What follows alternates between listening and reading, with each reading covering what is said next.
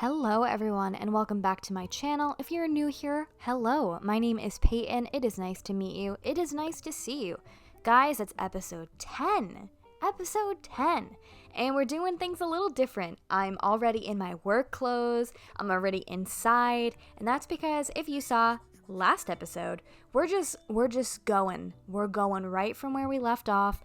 If you saw me do Coco's house, you would know there were too many cuties on the beach to ignore. So I knew I had to do another vacation home in the same night at like 3 a.m. whenever I filmed this.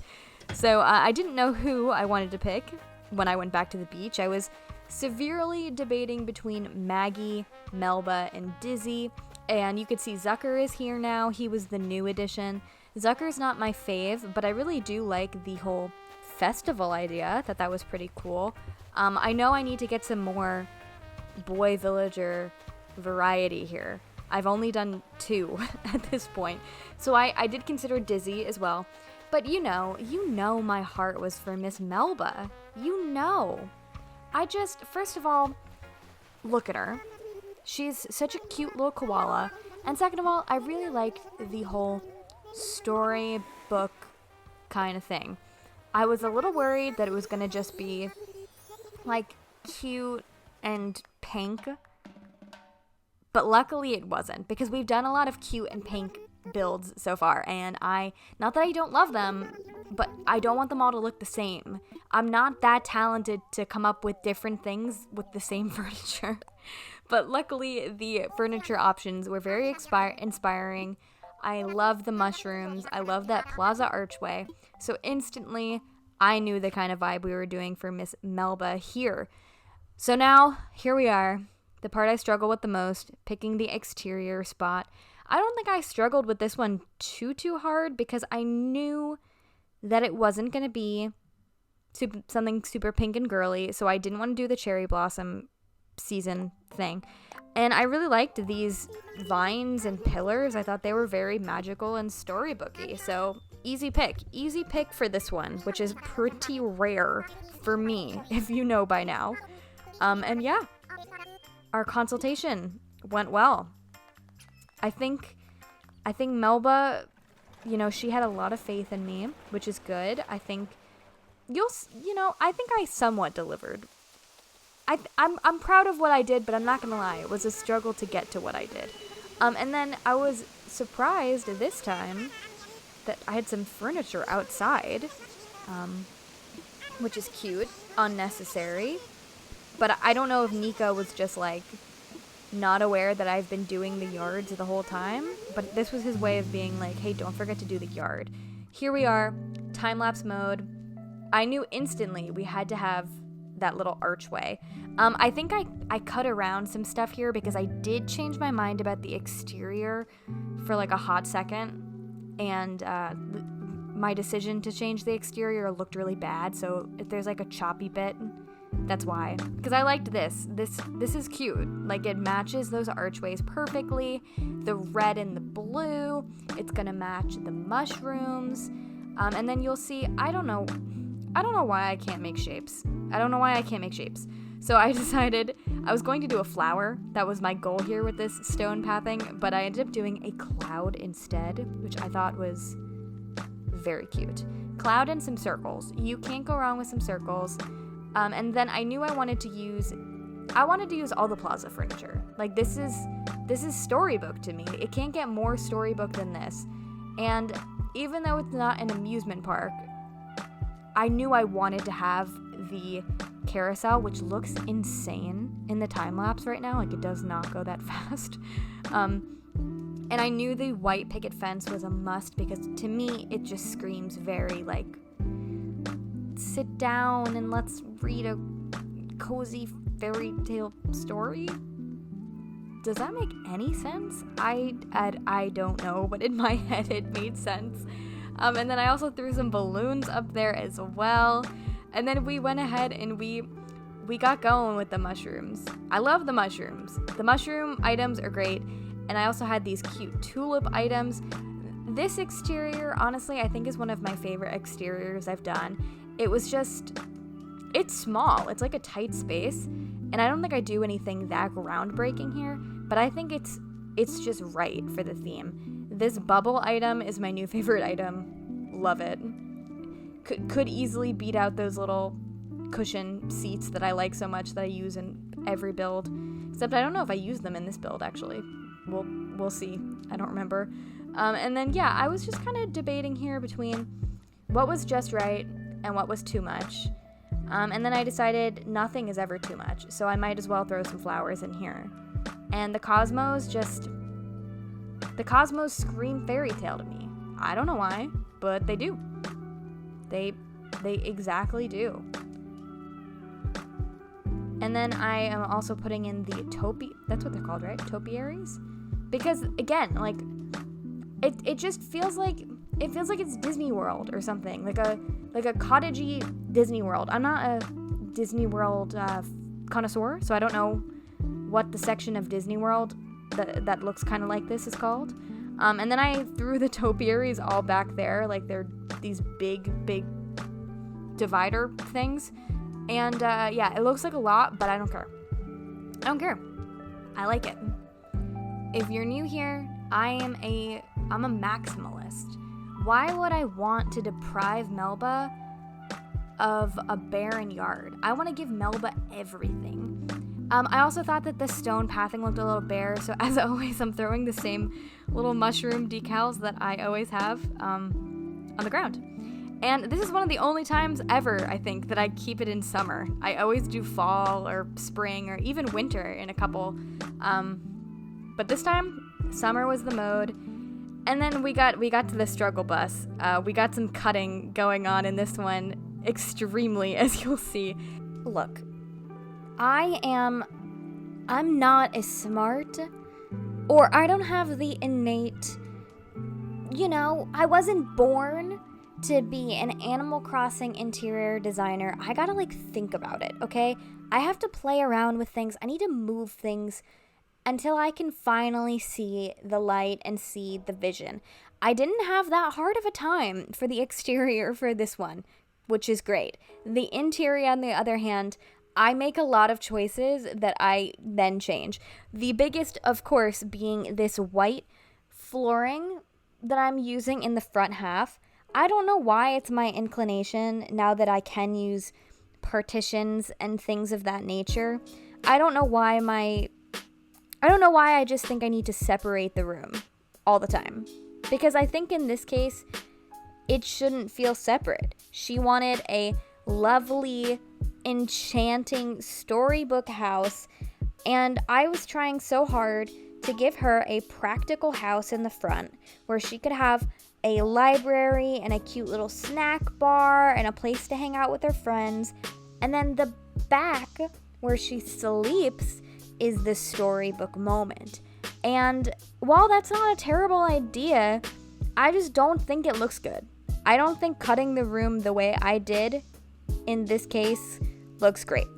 But unfortunately, I don't realize that until the end. So you're gonna be stuck seeing this white wood floor thing for a while. All I know I did wanted to do was I did want to give her a couple different sections of where she can hang out, where she could play around, So much of the fairy tale is reading the stories, I mean, I don't have the castle items here, so I can't just make it all castles and dragons and such. I gotta make it like she's reading and playing and pretending to be in a storybook, So that's what I was going for. I still very much so wanted to feel like a functional home, but I wanted to still have that whimsy. Also, I don't know if you guys have noticed, but in every single video, I try and put that projection screen, and so far it has not worked in a single build. Maybe one day it will, but we haven't gotten there quite yet. Now, this is where things get even worse, because I decide, what if I make the whole beginning half of the room this library wall, which is exactly what I didn't want, which is what I said in the beginning, where I didn't want another cute, white and pink, preppy thing like that, Not that there's anything wrong with the houses I made for, puddles and Megan. They're great. They're pink and lovely and cute, but I just didn't want to do the same thing again because that's not the vibe. That's not the vibe I get from Melba, and I just fell right into it. And I'm not being too hard on myself here. I don't think it looks bad at all. I just think it doesn't look good. So you have to bear with me. The walls stay for a while as I'm placing most of the rest of the furniture, and I didn't want to just cut that out because then there wouldn't be much for you to watch in this case, because I don't really realize till the end what the vision is. I'm also struggling to find a location for Melba's picture because I always want to have their picture somewhere. And then I think finding this item is what saved the build. This drapery thing, because I realized, okay, you know what? This looks good against the outside wallpaper. And it does not look good against this library wallpaper. And I really liked that item because to me, this screams like we're in a castle, we're in a storybook, it's whimsical. So I think finding that item helped me realize I hated everything else. So thank God for that. And then also the addition of the little red carpets, I think helped to break up the room. I think I was worried about the grass just being, I don't know. I guess I can't do an open concept. I guess I just want to like layer and section everything off. So I thought that the grass as the main floor the whole way through was going to look weird, and that's why I was trying to do that white panel floor.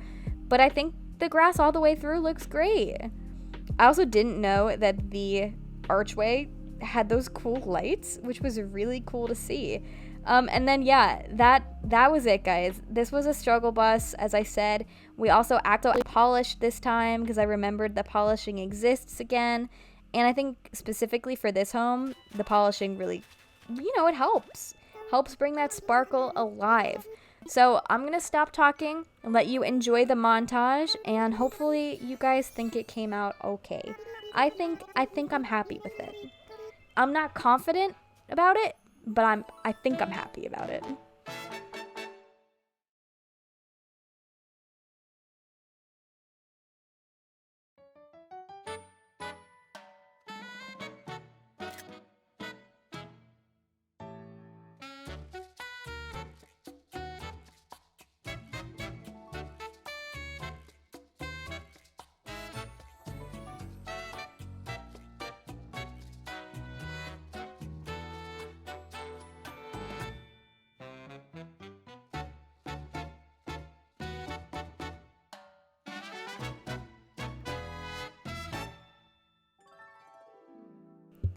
And there you have it.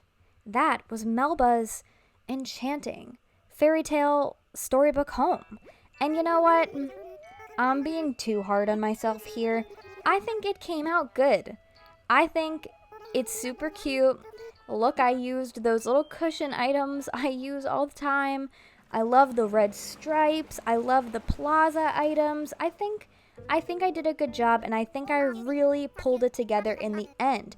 And then I walked in on Lottie on the phone. First of all, how rude.